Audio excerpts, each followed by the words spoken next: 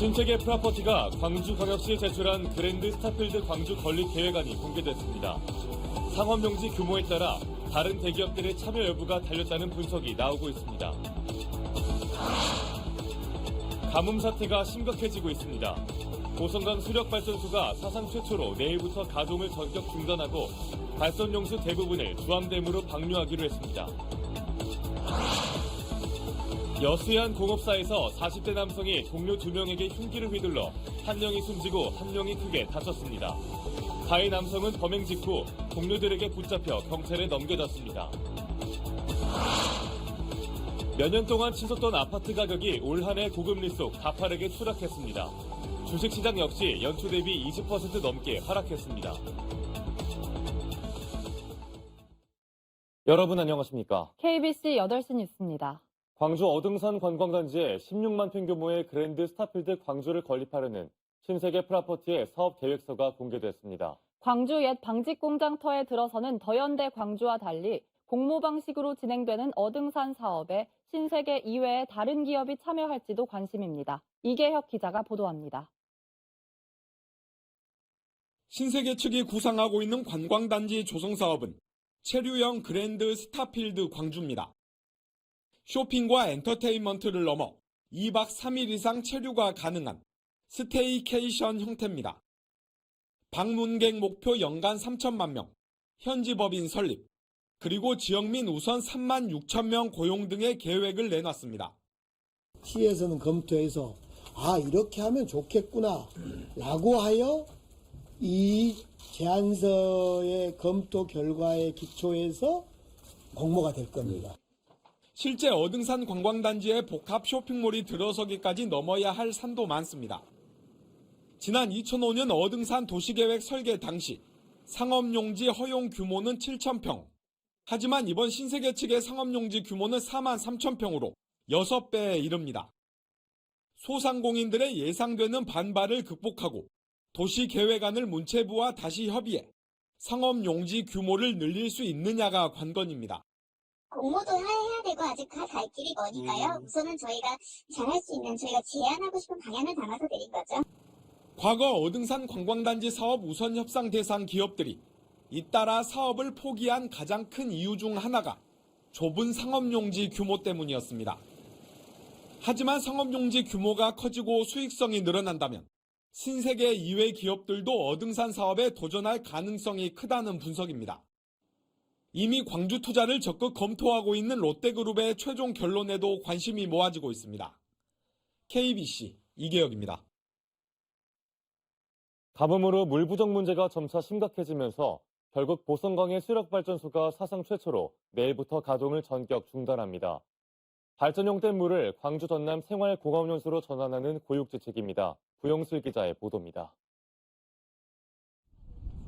지난 7월부터 물 일부를 주암댐으로 시범 방류해온 보성강댐. 내일 오전 10시를 기해 수력발전소 가동을 전면 중단하고 보성강댐 물 대부분을 주암으로 흘려보냅니다.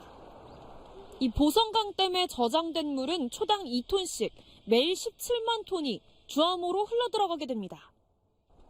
발전소를 가동할 때보다 4배가량 많은 양의 물이 주암댐으로 방류하는 겁니다. 한국수자원공사와 한국수력원자력이 광주 전남 생활공업용수로 사용되는 주암호 용수 확보를 위해 내린 특단의 결정입니다. 발전소가 건립된 뒤 가뭄 문제로 가동이 전면 중단된 건 이번이 처음입니다. 일단 가뭄 문제가 해소될 때까지 발전소 가동을 중단하기로 한 상황. 이로 인한 발전 손실 전액은 한국수자원공사가 한국수력원자력에 보전하기로 했습니다. 대체전력은 소양강댐에서 생산할 방침입니다. 보성강댐에서 이제는 주암댐 방향으로 방류를 해주고 그 물을 주암댐에서 저류했다가 생활용수나 그리고 공업용수로 활용토록 하면서 가뭄에 대응하도록 할 계획입니다. 이번 조치가 일정 부분 주암호 용수 확보에는 도움이 되겠지만 근본 해결책은 아닌 만큼 물 부족 비상사태는 계속될 것으로 보입니다. KBC 구영슬입니다. 여수의 공업사에서 흉기 난동 사건이 발생해 한 명이 숨지고 한 명이 중태에 빠졌습니다. 가해자와 피해자 모두 공업사 직원들이었는데 가해 직원은 현장에서 동료들에게 제압돼 경찰에 넘겨졌습니다. 박성호 기자의 보도입니다. 여수의 한 자동차 공업사 건물 입구에 폴리스 라인이 쳐졌습니다. 오늘 낮 1시 반쯤 이곳에서 근무하는 직원 47살 A씨가 동료 직원 2명에게 흉기를 휘둘렀습니다. 흉기에 찔린 50대 남성 2명 가운데 1명은 병원으로 옮겨졌지만 숨졌고 1명은 광주의 대학병원으로 옮겨졌지만 중태입니다. A씨는 현장에 있던 다른 동료들에 의해 제압돼 경찰에 넘겨졌습니다. 목격자들은 점심시간 직후 A씨가 피해자들이 쉬고 있는 2층 사무실에 갑자기 나타나 흉기를 휘둘렀다고 전했습니다.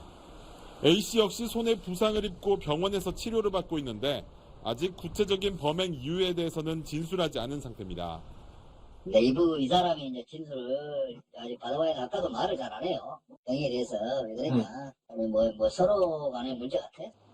경찰은 직장 후임이었던 가해자가 상사 2명에게 흉기를 휘두른 점으로 비춰 평소 서로 간에 업무적인 갈등이 있었는지 여부 등을 수사하고 있습니다.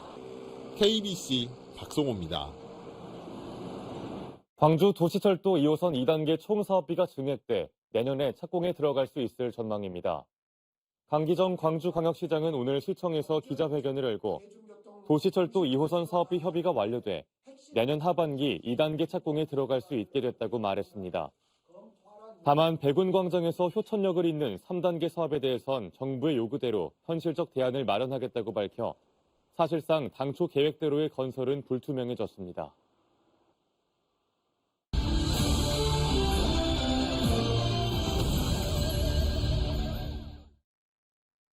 2022년 한 해를 돌아보는 KBC 연말기획.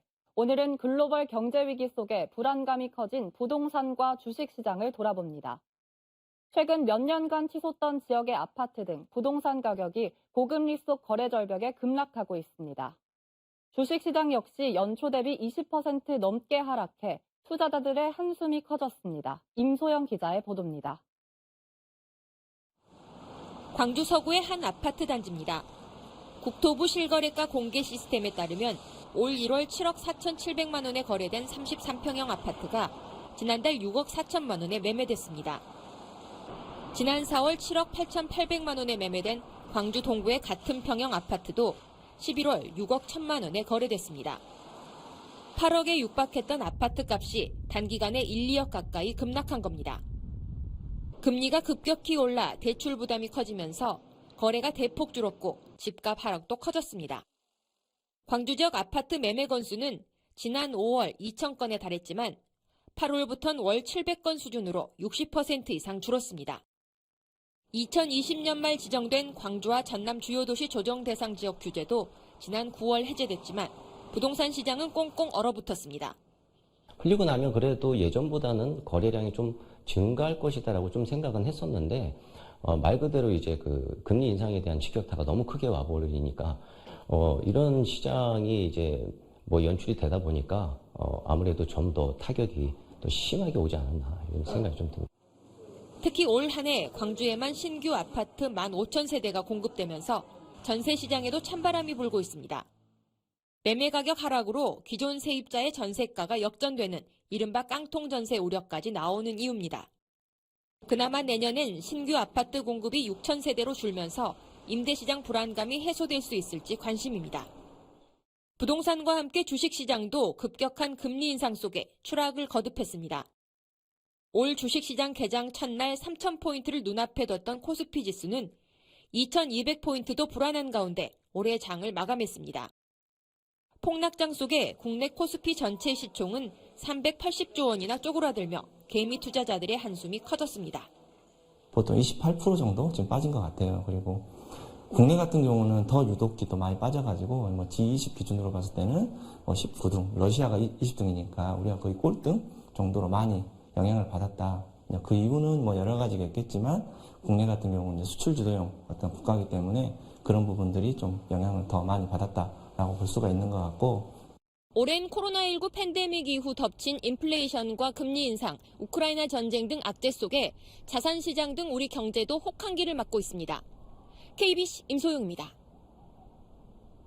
급변하는 언론 환경 속에서 올 한 해 지역 언론 지형에도 큰 변화가 있었습니다. 서울과 수도권을 중심으로 운영돼 왔던 포털 뉴스 서비스에 지역 언론들이 본격적으로 참여하게 됐는데요.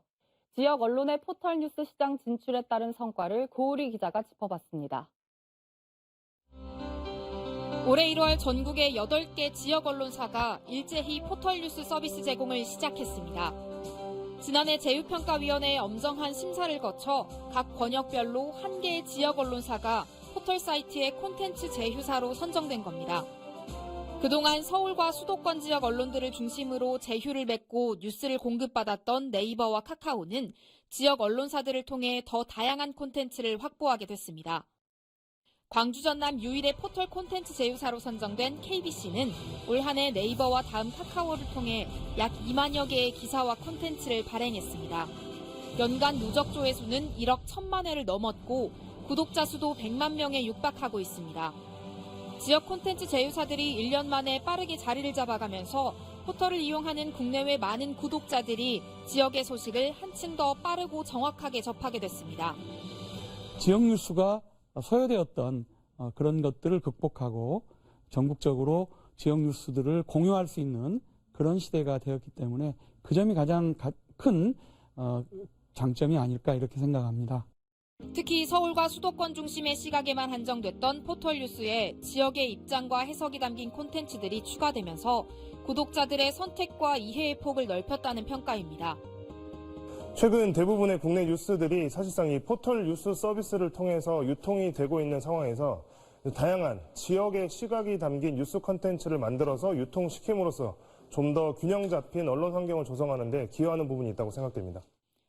올 한 해 포털 뉴스 서비스 진출로 새로운 기회와 가능성을 확인한 지역 언론사들이 내년에는 지역 고유의 입장과 가치를 담은 뉴스를 더욱 새롭고 다양한 방식으로 전달할 수 있을 것으로 기대됩니다. KBC 고울입니다.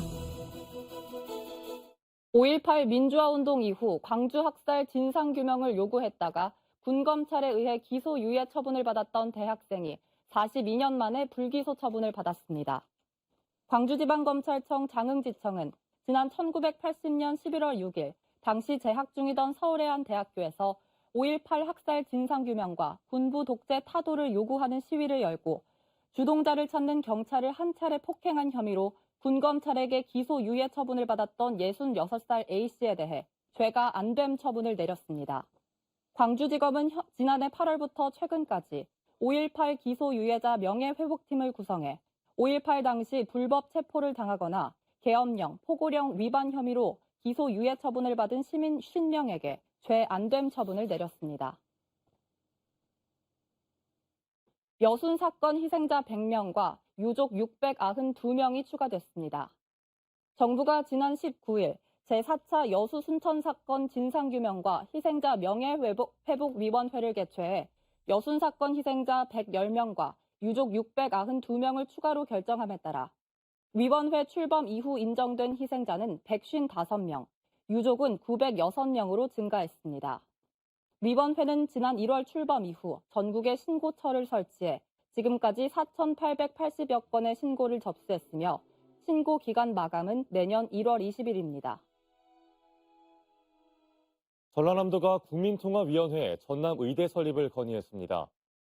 전라남도는 대통령 직속 국민통합위원회 지역협의회 출범식에서 의대 없는 유일한도 전남의 의대 설치, 국민통합과 지방소멸 대응의 첫걸음 주제 발표를 통해 의대 설치의 필요성과 당위성을 공유했습니다. 협약식엔 김영록 전남지사와 김한길 위원장을 비롯해 국민통합위원 10명이 참석했습니다. 광주은행이 전라남도에 이웃돕기 성금으로 1억 3천만 원을 기탁했습니다. 기탁받은 성금은 광주 전남의 사랑카드 사용 시 적립된 고향사랑기금으로 마련됐으며 전남 사회복지 공동모금회에 기탁돼 도내 장애인과 저소득 계층 등을 위한 사회복지 사업에 사용됩니다. 전라남도는 이달 말 임기가 만료되는 송중욱 은행장에게 지역사회 공헌에 헌신한 공로로 감사패를 전달했습니다. 다음은 희망 2023 나눔 캠페인에 참여해주신 분들입니다. 목포 부부요양병원 문용진 원장과 직원들이 100만 원을 모아 보내주셨습니다. 소중한 성금 감사합니다. 김대중 전라남도 교육감이 2023년을 전남형 미래교육 자치 실현의 원년으로 삼고 교육 대전환을 실행하겠다고 밝혔습니다. 김 교육감은 신년사를 통해 전남교육 대전환을 필수 과제로 여기고 학생들의 학습권을 보장하고 초등학교 단계에서 진단평가를 실시해 수준별 학습 기회를 확보하겠다고 설명했습니다. 또 미래 교육을 위한 빅데이터 시스템 구축과 미래형 교실 전환을 추진하고 전남 학생 교육수당 지원과 특성화 교육을 통한 취업 여건도 시군과 연계해 추진하겠다고 말했습니다. 이정선 광주광역시 교육감이 학생이 가진 다양한 역량과 실력을 향상시키기 위해 다양성을 추구하는 교육을 열겠다고 밝혔습니다. 이 교육감은 신년사를 통해 새해에는 코로나19로 인한 교육 격차를 해소하고 AI 교육을 강화해 AI 중점 도시에 걸맞은 미래 광주 교육을 구현하겠다고 설명했습니다. 또 교육 기회는 공평해야 한다며 꿈 드림이 지원 사업과 광주 희망 사다리 교육재단 등을 설립하고 가정 형편이 어려운 학생들의 꿈 지원을 위해 교육 복지를 확대하겠다고 말했습니다. 친안 주민들의 수건 사업인 흑산도 소형 공항 건립 사업이 새해 착공될 수 있을지 주목됩니다. 친안군은 공항 건설을 위한 마지막 단계인 공항 부지의 국립공원 해제 절차가 마무리 단계에 들어섬에 따라 다음 달 행정 절차를 끝내고 내년 하반기 착공을 기대하고 있습니다.